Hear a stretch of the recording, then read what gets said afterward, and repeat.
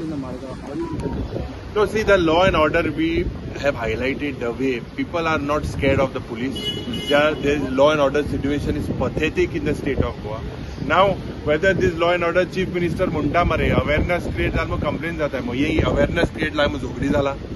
Why is this law and order situation happening? Because they know that the politicians are involved, the police are involved, no prosecution is going to be there. Number of murders are rising, rapes are rising, dacoity is rising, everything is on the rise. And this chief minister says everything is under control. He says drugs that came from Thailand. And your answer says no, there is no drugs that its source is not identified. So I believe the system has failed, law and order today has failed, and things are going from bad to worse. Goa is heading into Jungle Raj. It's becoming a banana republic. And if we do not step in, if the Home Ministry doesn't step in, this situation will go from bad to worse. People will start killing each other. Thank you.